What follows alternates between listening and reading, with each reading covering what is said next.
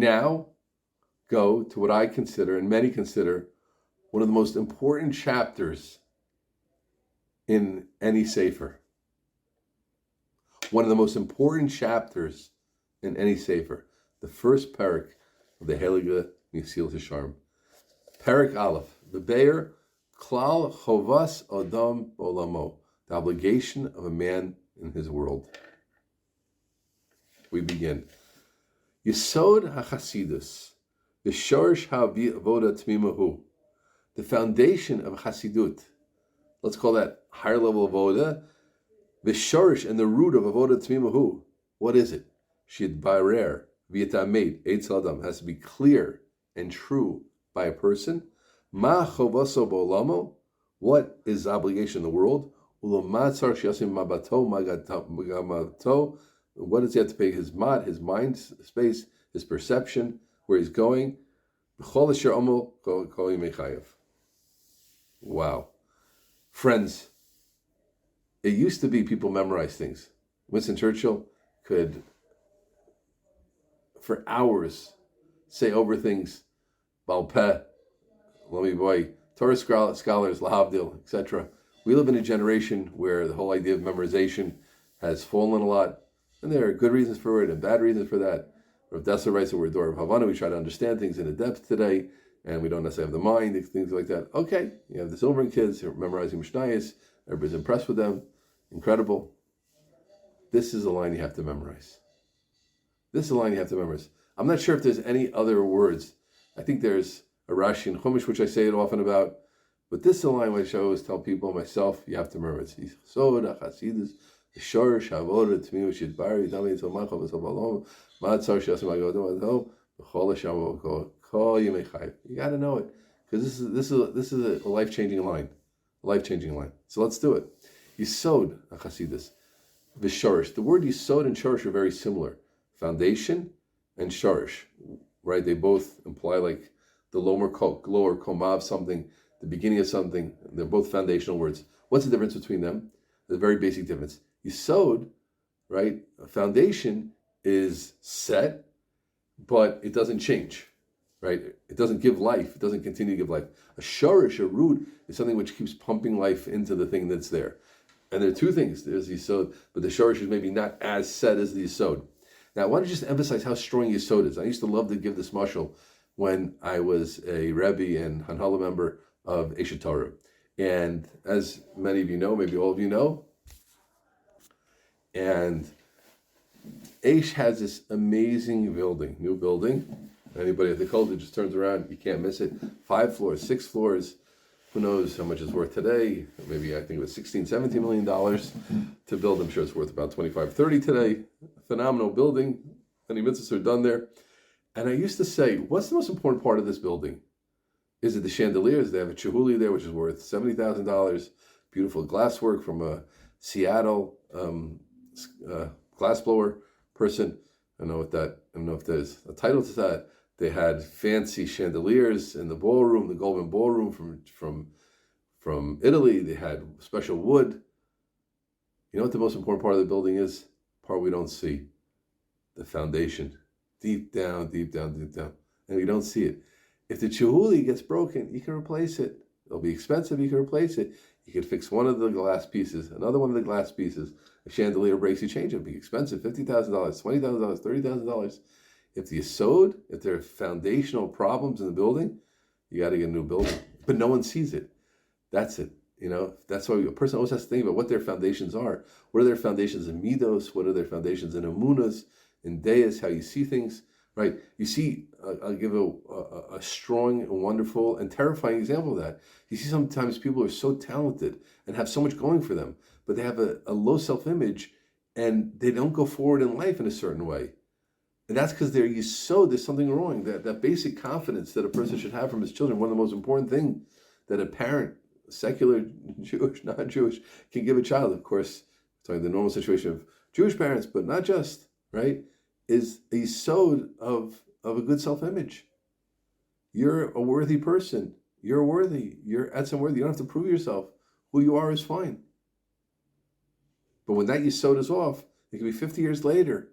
And there's still that immaturity, there's still that having to prove themselves, there's still that lack of confidence, there's still that not going forward, because there's a problem in the Yisod. So the Yisod of Hasidus and the Shorish of it all, those two powerful words, Shid Ba'er, Barer, Yid Ba'meit. Those are very similar words. Burer of emes. What's the difference? So we can explain it like this.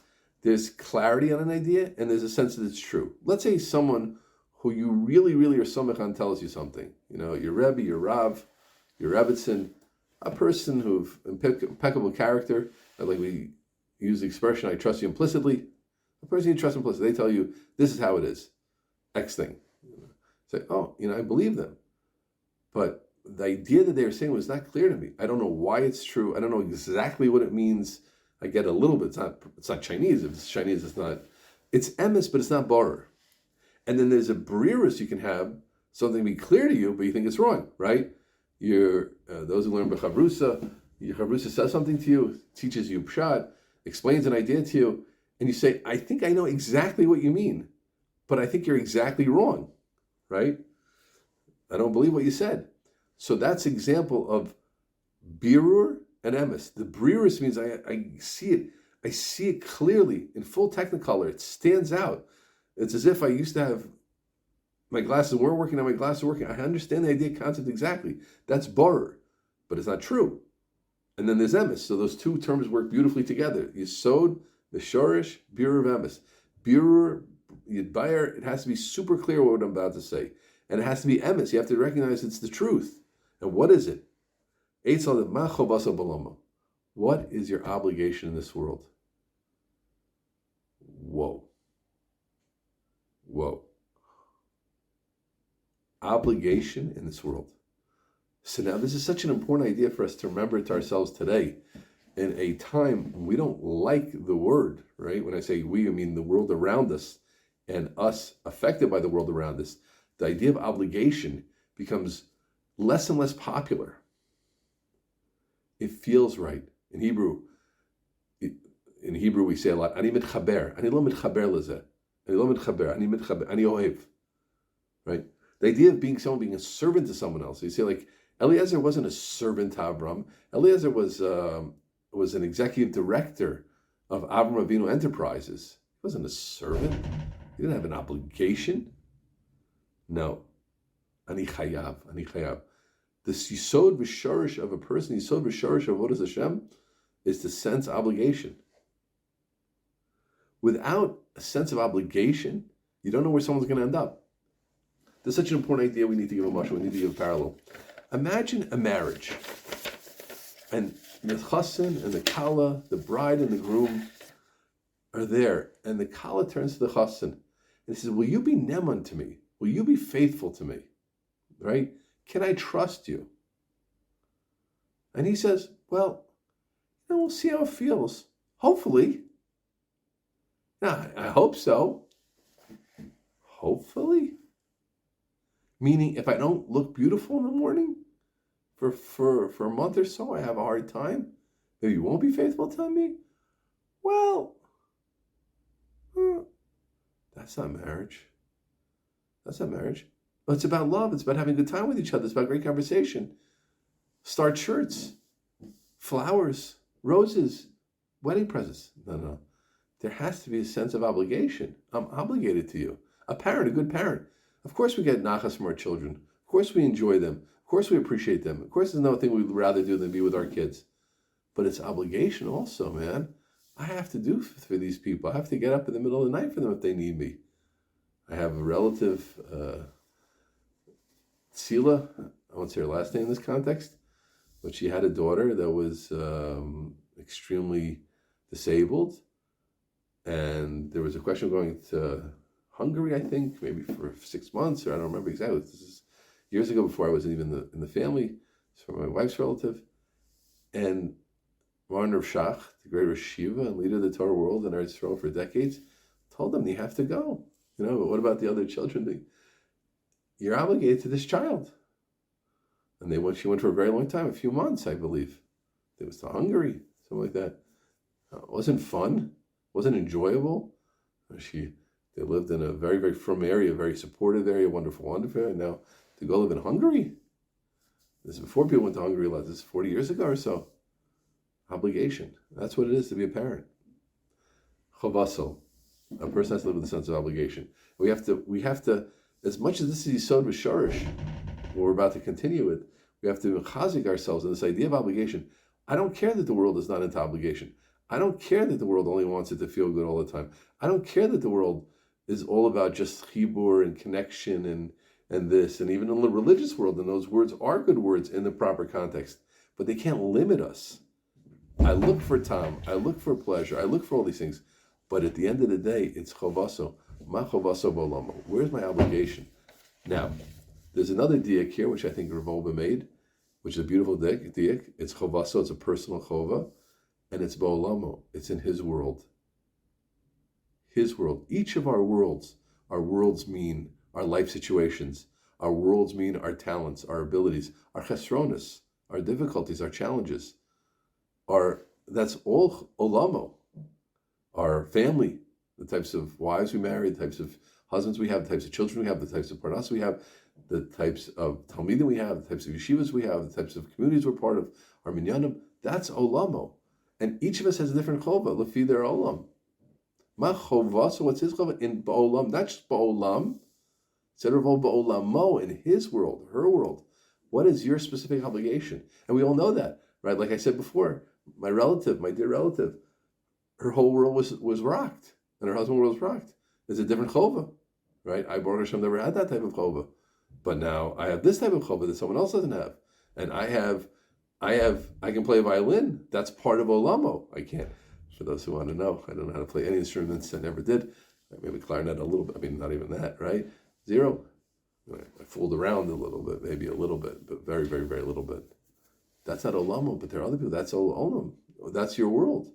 You're funny, you're attractive, you have charisma, you're articulate, you're good at making money, you're good at organizing things, you're good at fundraising, you're good at calligraphy. That's olamo. I want to say one more thing about olamo, which is so important, which is that sometimes people have had difficult life circumstances, understandably try to run away from that. Why do I have a father who was like this? Why do I have a mother who was difficult? Why is my yichus not so great? We have to have emunah that our life circumstances are from the Yerushalaim. And when we run away from our circumstances, run away. Doesn't mean you have to be stuck in the negative situation, but understand that whole package is you today. And when you run away from you today, you're running away from the Yerushalaim. Because who made you that way? Lech le'umin shasani. Because I'll say, go to the woman who created me. Go to the person who created me.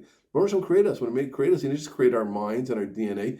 He created our whole life, right? So much hashkacha elyona, kol b'gzeirus elyon. Everything's b'gzeirus and everything is this. The reason that we are the way we are today was a beautiful tapestry, which is called our life. But when we don't accept that part of olamo, my olam is, it's interesting, I was just reading about John Rockefeller. John Rockefeller's father was a bigamist. That means he had John Rockefeller's family, the most, was the richest man in the world in the 1910 or so, 1905.